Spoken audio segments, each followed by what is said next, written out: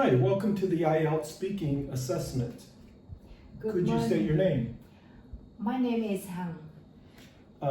The first thing we will do is I will ask you for your ID to verify your identity. And then we go into part one.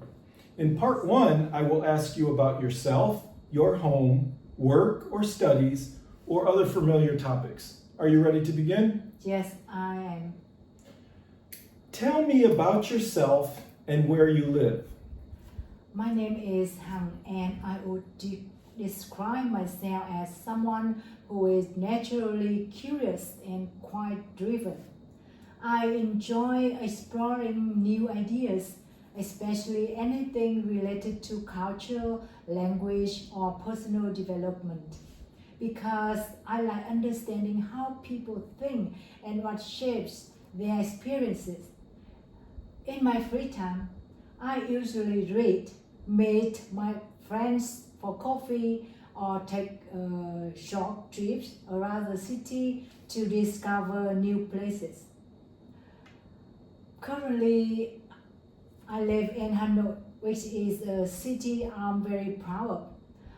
I'm based in a neighborhood that's lively but still has a strong sense of community. What I love most about living here is the blend of tradition and modern life. You can walk past ancient temples in the morning, then spend the afternoon in a modern cafe or co-working space. The energy of the city keeps me motivated, and people here are warm and open, which makes it a comfortable place to call home. Very good. Describe to me more about the work you do or what you are studying. At the moment, I'm working in the field of marketing, and my roles focus mainly on digital strategy. What I enjoy most about my job is the combination of creativity and analyzing data. On one hand, I get to brainstorm fresh ideas for a project and find engaging ways to connect with audiences. On the other hand, I spend a lot of time looking at data, evaluating trends, and figuring out why certain strategies are better than others. That balance keeps the work exciting and intellectually stimulating. Another aspect I appreciate is the collaborative environment. I work with designers, content creators, and product teams. So every project feels like a shared effort. It's rewarding to see how different perspectives come together to shape a final product. Overall, my job pushed me to keep learning and adapting, which is something I value greatly. Tell me a little bit about your best friend. My best friend is someone I've known for a decade, and her name is Linh. What I appreciate most about her is the balance she brings into my life. She is incredibly thoughtful and calm, which makes her the kind of person you can talk to about anything from serious problems to completely random ideas. And she always listens with genuine interest. We first became close in university, and over time our friendship has grown stronger because we share many similar values. She's the type of friend who shows up when it matters, not just when it's convenient. Even though we both have busy schedules now, we make an effort to catch up regularly. Whether it's over a quick coffee or a long walk around the lake, what I admire most is her ability to stay optimistic even in difficult situations. Being around her reminds me to stay grounded and to look at challenges from a more positive perspective. To me, she is not just a friend but also someone who inspires me to be a better version of myself. Nice. Now we will move on to a new topic. This topic will be traveling by plane. My first question, have you traveled a lot by plane? If so, where or why not? Yes, I've traveled by plane quite a few times, mostly for work and leisure. For work, I've had the chance to fly to cities like Ho Chi Minh City and Da Nang for short business trips, which has made me quite familiar with domestic flights. For holidays, I've traveled to places such as Thailand and Singapore, mainly because they are close, convenient, and offer a completely different atmosphere from Vietnam. What I enjoy about flying is the sense of efficiency.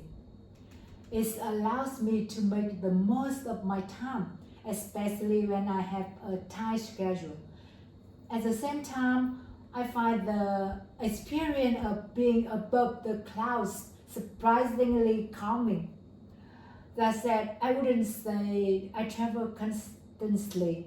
I usually fly only when there are a clear purpose, like a special event or trips I've planned in advance.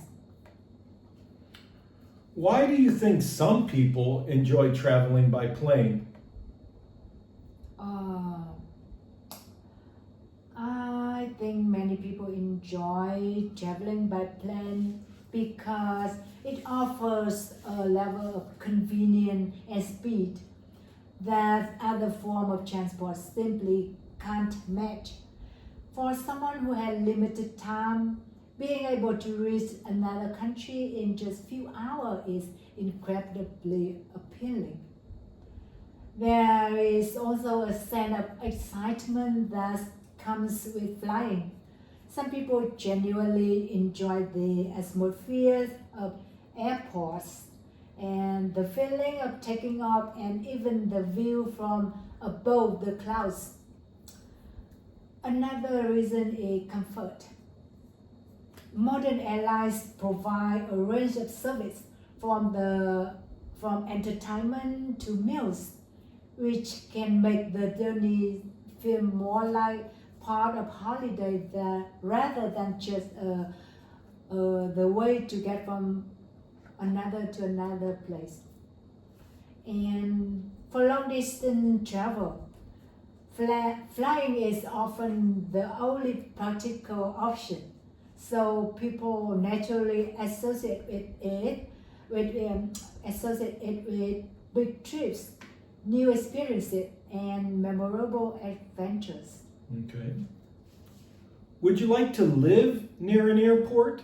Why or why not? To be honest, I wouldn't really like to live near an airport, even though it might be convenient for traveling. The constant noise from the taking off and landing would probably make it difficult to relax, especially early in the morning or late at night. I value having a peaceful living environment, though that kind of disturbance would be quite hard to get used to. And another reason is the overall atmosphere around the airport. though areas tend to be quite busy, with heavy traffic and a lot of movement, which can make daily life feel a bit chaotic. I prefer neighborhoods that have a stronger sense of community and slower pace. So while living near an airport might suit people who travel frequently, I don't think it would be the right fit for me. In the future, do you think that you will travel by plane more often? Why or why not? I think I probably will travel by plane more often in the future, mainly because my work is becoming increasingly international. As companies expand their network, there are more opportunities for training, conferences, and collaboration abroad. So flying is often the most practical way to stay connected. On a personal level, I've also developed a stronger interest in exploring new cultures. The more I travel, the more I realize how much there is to see and learn. So I can imagine myself planning more trips when time and finance allows. That said, I don't expect to travel constantly. I just think flying will become more regular a part of my life compared to the past. Okay. That concludes part 1. We will now move into part 2. Yeah. In part 2, I would like you to describe a person from your country who has won a prize, award, or a medal. You should say who the person is,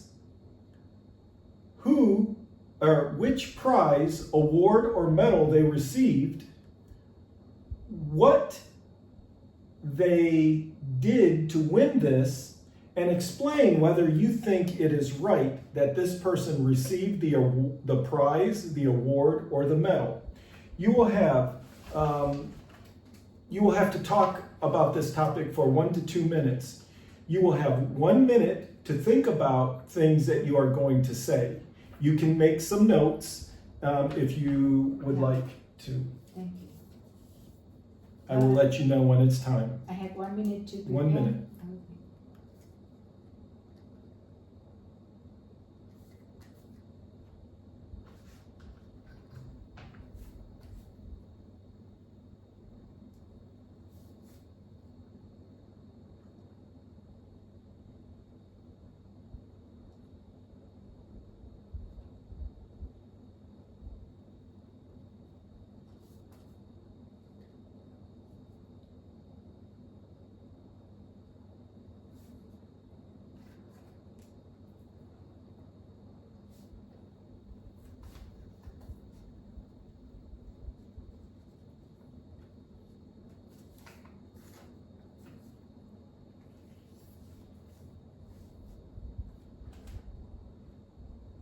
About 10 more seconds.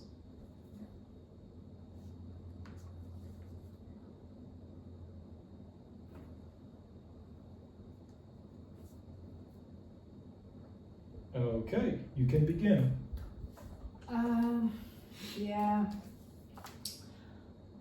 One person from my country who have received a significant award is her handmaid, who was crowned Miss Universe Vietnam and later placed in the top 5 as Miss Universe 2018. Although she is widely known as a beauty queen, what makes her achievement remarkable is the story behind it and the impact she created. Her handmaid comes from an ethnic minority group in Vietnam. She grew up in a very modest rural community. to win the national title, she had to overcome not only financial challenges but also cultural expectations, because in her community, girls are often encouraged to marry young rather than pursue higher education or a career. Instead of following that path, she worked part-time jobs to support herself through school and eventually built the confidence to enter the Miss Universe competition. What she did to win the award went far beyond physical appearance. She impressed the judges with her authenticity, her strong sense of purpose, and her commitment to social causes. After winning, she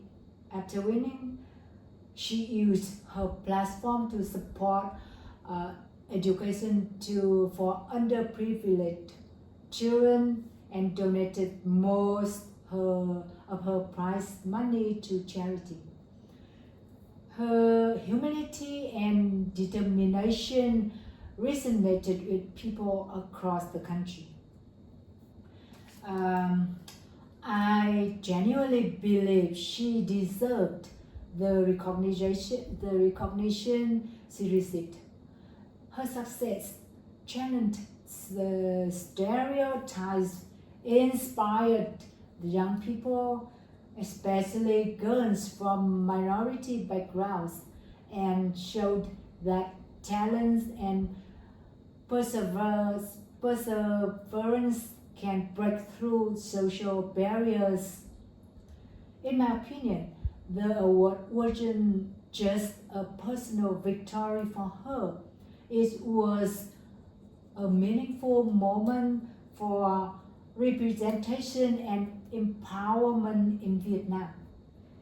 Very good. And that concludes part 2 of the speaking assessment. We will now move on to part 3.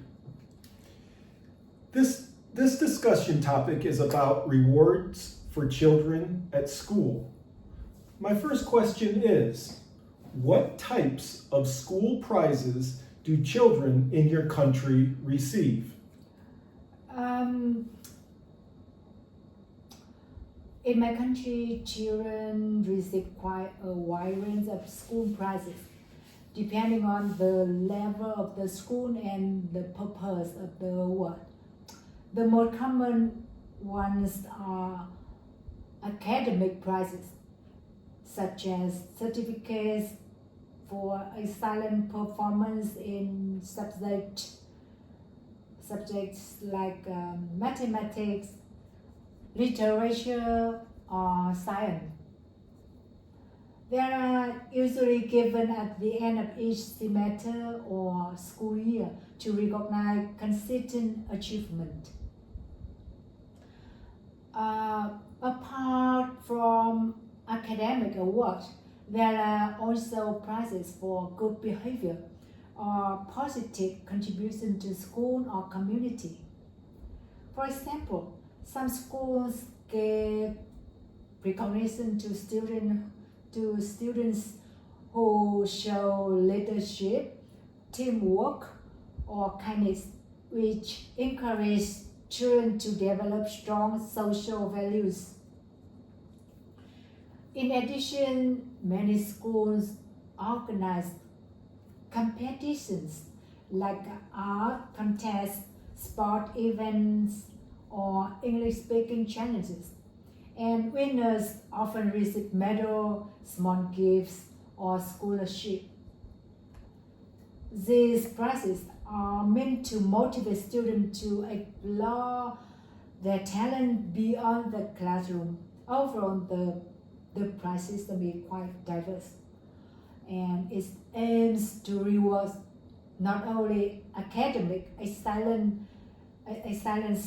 but also personal growth and creativity. Good. What do you think are the advantages of rewarding school children for good work?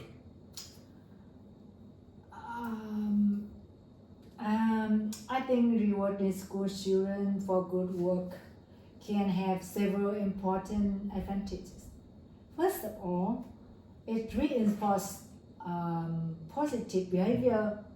When children see that their effort leads to recognition, they are more likely to stay motivated and continue working hard. This is especially true for younger students who often respond well to encouragement and tangible rewards. Another advantage is that prizes can help build confidence. Some children may not naturally excel in academic subjects, but when they receive recognition for improvement, creativity, or teamwork, it gives them a sense of achievement. This can make them feel more capable or more willing to take on new challenges. Finally, rewards can create a healthy sense of competition.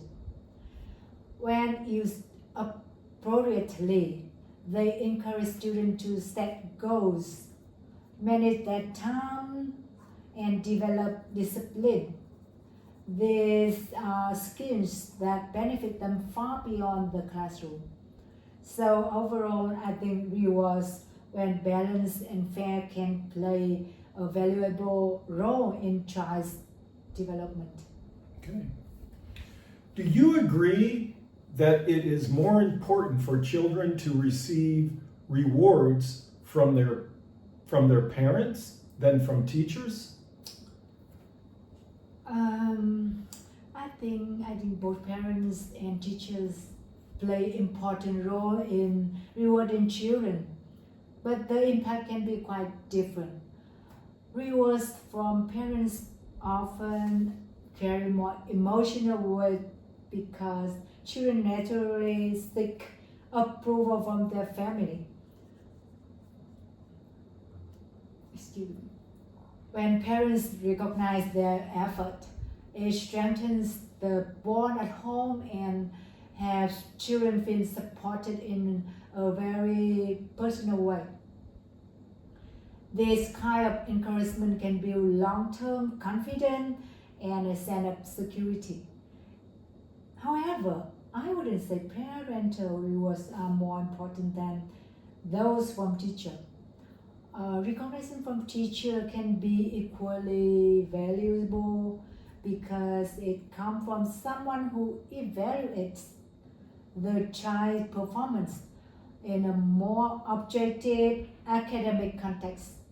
When a teacher prizes a student, it reinforces the idea that their hard work is genuinely paying off, not just being appreciated out of affection. So overall, I think the two types of reward complement each other. Parents provide emotional motivation while teachers offer academic validation. When both sides work together, children are more likely to develop a healthy attitude toward learning and achievement. We will now change the topic a little bit. Rewards for sports people. My first question is, do you think that some sports people, like top footballers, are paid too much money?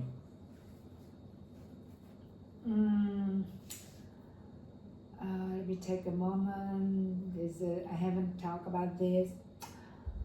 I do think that some top sports people, especially elite footballers, are paid extremely high salary. But whether they are paid too much is a bit more complicated. On one hand, their income can seem excessive when you compare it to professions like teaching or healthcare, where people also work incredibly hard but earn far less. From a social perspective, that imbalance can feel unfair. However, from an economic point of view, their salaries are largely driven by market demand. I think so.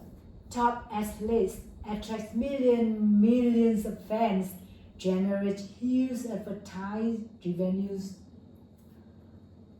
and play a major role in the success of their club or teams. In that sense, their earnings reflect the commercial value they bring. It's not just about their performance on the field, it's also about branding, sponsorships, and global influence. So, while the numbers may appear shocking, I think their pay is a result of the industry they are in rather than personal greed. Whether the system is fair is another question because it's hard to blame the athletes themselves for operating within it. Okay. Should everyone on the team get the same prize money when they win?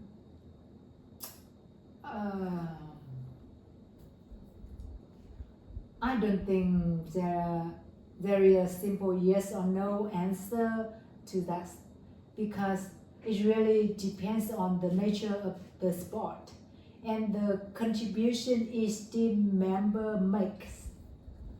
In some sports, like football or basketball, success is genuinely the result of collective effort. Even if one player scores the winning goal, they rely on the support of the entire teams. Coordinated defense, strategic passing, and overall teamwork. In those cases, giving everyone the same prize money can promote unity and reinforce the idea that every role matters. However, there are situations where equal rewards might not feel entirely fair. For example, some athletes take on far greater responsibility, face more pressure, and consistently deliver exceptional performances that directly influence the outcome. In those cases, a performance-based reward system might be more appropriate because it recognizes individuals' excellences while still acknowledging the team overall success. So, in my view, equal prize money work well and the team function at a truly interdependent unit. But a differentiated system can also be justified when individual contribution varies significantly. Do you agree with the view that in sport, taking part is more important than winning?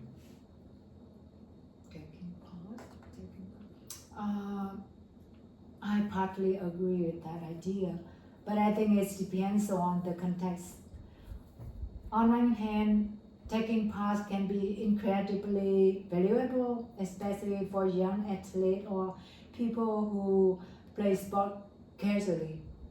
Participating helps them develop teamwork, discipline, and resilience. And these qualities are often more meaningful in the long run than simply winning a medal or a trophy. In that sense, the experience itself can be more important than the final result. However, in professional sport, the situation is quite different. Athletes at that level invest years of training, make significant sacrifices, and often rely on competition results for their careers and income. For them, winning isn't just not a bonus, it is a crucial part of their professional success. So, saying that taking part is more important might overlook the reality of how competitive and high-stake elite sport can be. Overall, I think participation is essential for personal growth, but in competitive environments, winning naturally carries greater significance. Okay. Well, thank you, Han. This will conclude the speaking test. I enjoyed listening to your answers. Thank you for listening, Professor.